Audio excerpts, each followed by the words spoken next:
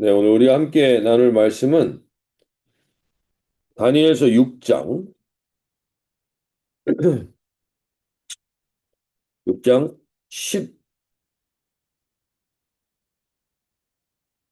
16절부터 16절부터 28절까지입니다.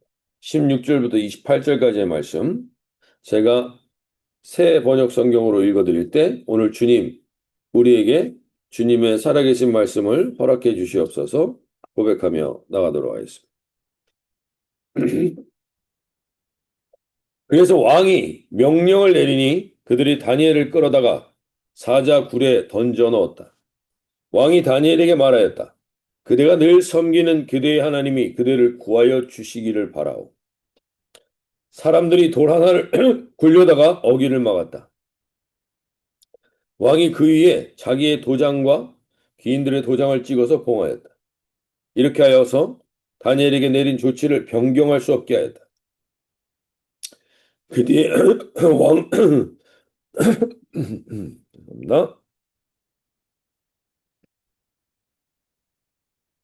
그 뒤에 왕은 궁전으로 돌아와서 그날 밤을 뜬 눈으로 지새우며 먹지도 마시지도 않고 즐거운 일은 아무것도 하지 못하게 하였다.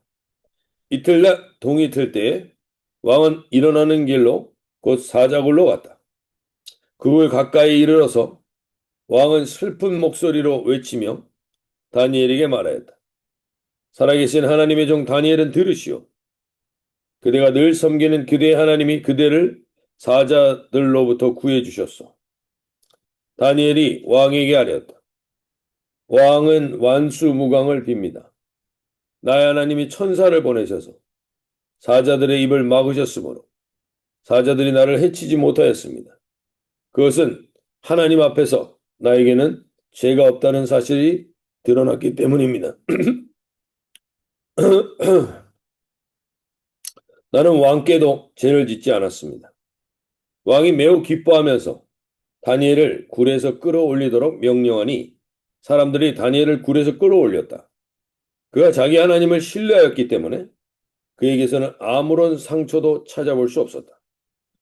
왕이 명령을 내려서 다니엘을 헐뜯은 사람들을 데려오게 하고 그들과 그 자식들과 아내들을 사자굴에 던져 넣으니 그들이 굴 밑바닥에 닿기도 전에 사자들이 그들을 움켜서 그 뼈까지 부서뜨렸다. 그때 다리우스 왕은 전국에 사는 민족과 언어가 다른 뭇 백성에게 조서를 내렸다. 내 백성에게 평화가 넘치기를 바란다. 내가 다음과 같이 법령을 공표한다. 내 나라에서 나의 통치를 받는 모든 백성은 반드시 다니엘이 섬기는 하나님을 공경하고 두려워해야 한다. 살아계신 하나님이 영원히 다스리신다. 그 나라는 멸망하지 않으며 그의 권세는 무궁하다. 그는 구원하기도 하고 하시고 건져내기도 하시며 하늘과 땅에서 표적과 기적을 행하시는 분 다니엘을 사자의 입에서 구하여 주셨다. 바로 이 사람 다니엘은 다리우스 왕이 다스리는 동안과 페르시아의 고레스 왕이 다스리는 동안 잘 살았다. 네. 오늘 저희가 이제 다니엘서를 6장을 마무리하는데 오늘 이 말씀을 보시면 우리가 어제 그런 기도를 우리가 해야 되는 다니엘과 세 친구의 사명이 오늘 이 새벽 기도에 임한 한 분도 한 분들에게도 동일하게 임한다는 말씀을 나누었습니다. 우리가 어제 악법이 만들어지지 않도록 우리가 깨어 기도해야 함을 그 사명을 가진 다니엘로 우리를 부르셨음을 나누었습니다. 이 땅 가운데 이제 마지막 시대에는 그리스도인들이 이 악법에 의해서 박해를 받는 현장이 온다는 것이었습니다. 오늘 우리 이 다니엘서 6장은 단순히 옛날에 있었던 사건이 아니라 앞으로 그리스도인들에게 닥칠 상황들을 미리 이야기해 주는 것입니다. 그렇기 때문에 우리가 악법이 만들어졌기 때문에 그 법을 바꿀 수가 없는 겁니다. 그 법에 의해서 기독교인들이 핍박을 받게 된 거죠. 지금도 그렇습니다. 지금 동성애라든지 여러 가지 이런 법들로 인하여서 가까운 워싱턴 주에서는 동성애자에게 케이크를 만들어주지 않았기 때문에 법적 소송에 걸려서 사업이 망하게 된 경우도 있습니다. 이러한 일들이 지금도 악법이 세워지고 나면 어쩔 수가 없습니다. 그렇기 때문에 우리가 첫 번째로 기도해야 되는 것은 악법들이 세워지지 않도록, 악한 법들이 세워지지 않도록 우리가 어저께 G7 그 지도자들을 위해서 기도했던 것처럼 우리가 기도해야 하는 것이죠. 그들에게 악법을 만들므로 인해서 하나님을 믿는 사람들이 박해를 받는 것을, 애매한 고난을 당하는 것을 막게 해주는 것이 필요하다는 겁니다. 그러나 그럼에도 불구하고 그 악법이 만들어지게 됐을 때 하나님께서는 사자굴에 던져진 다니엘을 눈동자와 같이 지켜 보호하여 주시는 것을 봅니다. 바로 이 다니엘의 이 모습이 마지막 시대에 하나님께서 악한 자들에 의해서, 그 악한 법들에 의해서 핍박당하는 성도들을 어떻게 보호하여 주실지를 예표로 보여준 것이 바로 오늘 다니엘의 사자굴 사건인 겁니다. 다니엘이 사자굴에 던져졌고 다니엘의 세 친구들이 풀무불에 던져졌던 것처럼 하나님께서 마지막 시대에 우리에게 핍박과 환난을 제거해 주시지 않습니다. 그러나 그것 자체가 우리를 죽일 수도 없고 우리를 해할 수도 없으며 우리를 무너뜨릴 수 없음을 하나님은 반드시 지켜 보호하여 주실 것이라는 겁니다. 물론 마지막 시대에 이제 적그리스도와 같은 어둠의 세력들이 이 땅을 덮게 되면 벌써 그것이 시작됐는지도 모르지겠네요. 우리가 많은 순교를 당하게 될 것입니다.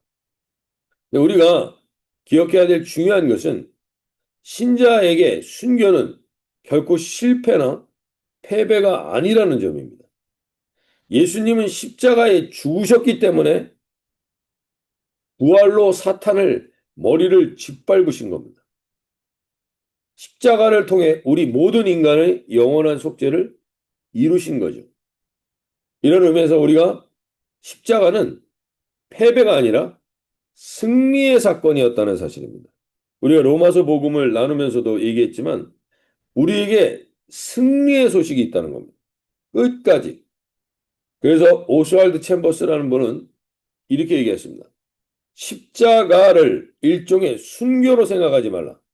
그것은 지옥의 권세를 뒤흔든 최고의 승리였다라고 말합니다. 지옥의 권세를 흔드는 역사들이 오늘 다니엘과 같이 우리 마지막 시대에 서 있는 우리 성도들에게도 그 역사가 일어날 것입니다. 오늘 이것을 우리가 믿음의 눈으로 바라볼 수 있길 바랍니다. 이 새벽에 저와 여러분이 이 자리에 있게 되는 것도 결코 우연이 아닙니다. 하나님께서 우리에게 이러한 마지막 시대에 하나님께서 지옥의 권세를 뒤흔드는 최고의 승리자들로 우리를 세우시기 위해 이 자리에 부르신 줄로 믿습니다. 우리가 깨어서 오늘 기도하며 나갈 수 있길 바랍니다. 그래서 이러한 상황에서 우리가 그럼 이러한 상황에서 우리가 무엇을 어떻게 해야 되는가? 이 새벽 기도에 나와 있는 이분들이 우리가 결국엔 가장 중요한 것을 붙들고 있는 겁니다. 그것이 뭐냐? 오늘 다니엘서 6장 10절을 보면 이 마지막 시대에 우리가 담대하게 승리를 선포할 수 있는 길은 6장 10절에서 이렇게 이야기합니다. 다니엘서 6장 10절. 다니엘이 이 조서에 왕의 도장이 찍힌 것을 알고도 자기 집으로 돌아가서는 윗방에 올라가 예루살렘으로 향한 창문을 열고 전에 하던 대로 하루 3번씩 무릎을 꿇고 기도하며 그 하나님께 감사하였더라. 우리가 결국엔 기도 없이는 이것을 이겨나갈 수가 없는데 하나님은 우리에게 이 새벽에 기도의 자리를 이끄셨다는 것입니다. 오늘 6장 18절을 보십시오. 6장 18절에 다리오 왕이 다니엘을 구해주고 싶지만 방법이 없습니다. 그리고 그가 왕이 궁에 돌아가서는 밤이 새도록 금식하고 그 앞에 오락을 거치고 잠자기를 마다하지 아니하니. 다니엘을 구하기 위해서 믿지도 않은 이 다리오 왕도 기도하는 겁니다. 우리가 이 마지막 시대에 더욱더 이 기도의 중요성을 깨달을 수 있어야 합니다. 어떤 분들은 기도했더니 문제가 더 생기던데요. 기도했더니 더 어려워졌어요. 그런 경우들이 많습니다. 그런 경우들이 있습니다. 특히 처음에 기도할 때 그런 일들이 더 많이 생깁니다. 더 어려움이 생기고 더 아픈 일들이 일어날 수 있습니다. 그런데 우리가 반발 세력이 이 사탄이 우리를 붙들고 있는 이 손을 놓치지 않기 위해서 우리를 끝까지 붙들기 위해서 반발하는 겁니다. 거기에 주눅들거나 무너지셔서 기도를 하지 않으시면 안 됩니다. 기도하지 않는 분들이 생각보다 이런 분들이 많습니다. 기도했더니 더 잘 안 되던데요. 기도했더니 더 어렵던데요. 그것은 기도의 임계점이 넘어가야 할 필요가 있는 거예요. 우리가 운동도 그렇죠. 처음에 운동을 하면 몸이 아프고 오히려 알이 배기고 더 욱신거립니다.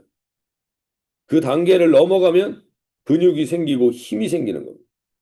오늘 저와 여러분 가운데 이 기도를 하면서 이러한 불안과 기도했더니 더 어려워지던데 이런 생각을 가지고 계신 분들이 있다면 오늘 그것을 뛰어넘는 기도를 할 때 이제 어둠의 세력들이 어떻게 제압되는지를 볼 수 있어야 됩니다. 다니엘서 6장 22절에 이렇게 이야기합니다. 다니엘이 나의 하나님이 이미 그의 천사를 보내어 사자들의 입을 봉하셨으므로 사자들이 나를 상해하지 못하였사오니 이는 나의 무죄함이 그의 앞에 명백함이 오며 또 왕이요 나는 왕에게 또 해를 끼치지 아니하였나이다. 오늘 이 아침에 저 여러분을 부르시는 이 하나님께서 우리가 이 기도를 뛰어넘어가면 결국 우리의 기도에 천사들이 보내어지는 줄로 믿습니다. 그리고 우리가 기도할 때 어둠과 사탄의 세력들의 입이 봉해지는 겁니다. 사탄의 어둠의 세력들의 입을 봉하고 그 세력들이 절대로 우리를 이길 수 없음을 우리가 볼 수 있어야 합니다. 하나님께서 우리가 기도하며 나갈 때 하나님 이런 일들이 결국에는 일어나게 된다는 것. 천사가 어둠의 세력에 입을 봉하게 하실 줄로 믿습니다. 오늘 우리가 이 살아있는 권세로 기도하며 나갈 수 있길 바랍니다. 이 땅은 점점 더 악해집니다. 너무나 악한 것들이 우리에게 너무나 많이 침투해 옵니다. 우리가 이것을 이길 수 있는 것은 매일매일 성령의 지혜와 계시의 영이 우리에게 임하셔서 우리가 모든 우리 주은혜 가족분 한 분 한 분들이 하나님 마음의 눈이 밝혀져서 사탄이 이겨낼 수 없는 권세로 서는 저와 여러분이 되시면 좋겠습니다. 오늘 이제 이러한 기도의 파수꾼들을 하나님이 우리 공동체에서 찾으십니다. 이 기도의 파수꾼들이 세워지도록 같이 이 새벽 기도에 특별히 한 분 한 분들이 그 역사를 이루는 통로가 되어주시기 바랍니다. 그래서 저도 매일마다 모든 성도들을 위해 기도합니다. 모든 성도들을 위해 기도할 때 지금 초반에 더 어려움이 생길 수도 있습니다. 그러나 전혀 개의치 말고 거기에 계속 기도할 때 이 한 분 한 분들에게 이 기도의 권세가 다니엘과 제 친구처럼 세워지게 될 줄로 믿습니다. 영어에 우리 그런 표현이 있습니다. When a man works, he works. When he prays, God works. 우리가 일할 때 우리가 일하는 것이지만 우리가 기도할 때 하나님이 역사하신다. 오늘 우리가 최소한 다니엘처럼 세 번을 기도는 못하더라도 세 번의 감사의 선포는 있으셔야 돼요. 기도로. 감사를 선포하시는 거예요. 계속 기도할 수는 없지만. 저도 모든 성도분들을 위해 기도할 때 세 번은 기도해야 돼요. 하루에. 그래야 모든 성도들을 위해 다 기도할 수 있습니다. 오늘 우리가 그러한 기도가 쌓여서 이제 이 마지막 시대를 준비하는 공동체를 기도의 파수꾼들이 세워지는 공동체가 되기를 위해서 기도하실 수 있길 바랍니다. 두 번째는 마지막 시대를 살아가는 우리가 다니엘처럼 목숨을 걸고 타협하지 않을 수 있는 신앙의 기준, 그 승리의 기준이 있어야 됩니다. 우리가 과연 예수님을 믿는데 우리가 지금 로마서를 살펴보면서도 얘기하지만 예수님을 믿는데 정말 어느 정도의 예수님을 믿고 있는 겁니까? 우리가 그걸 살펴보셔야 되는 겁니다. 내가 목숨을 걸 만한 가치를 그분에게 찾았느냐는 겁니다. 그분 앞에서 목숨을 걸 만한 기준을 붙들었느냐. 이것이 중요한 겁니다. 오늘 우리가 요한복음 16장 33절을 보면 이런 표현이 나옵니다. 세상에서는 너희가 환난을 당하나 담대하라. 내가 세상을 이겼노라. 오늘 이것이 정말 내가 믿느냐는 겁니다. 이 예수님을 정말 믿느냐는 겁니다. 그렇다면 내가 이 예수님께 유일하게 세상을 이긴 이분에게 모든 가치를 두는 것은 절대 후회하지 않는 결과를 가져오게 할 것입니다. 오늘 하나님, 이 시대, 마지막 시대에 우리가 분명히 깨어 계셔야 됩니다. 나는 어디에 내 목숨의 가치를 둘 것인가? 어디에 내 목숨의 인생의 가치를 둘 것인가? 그것을 결정하며 결단하며 나갈 수 있는 저희가 되길 소원합니다. 마지막으로 한 가지만 더 살펴볼 때 신앙이 좋다는 것은 반드시 자신의 삶으로 드러나야 됩니다. 오늘 6장 4절을 보시면 이 총리들이 다니엘을 고발하려고 하는 근거를 찾는데 고발할 근거를 찾지 못했다고 말합니다. 그리고 오늘 6장 22절에서도 말합니다. 나의 무죄함이 명백하오며 왕이여 나는 왕에게도 해를 끼치지 아니하였다.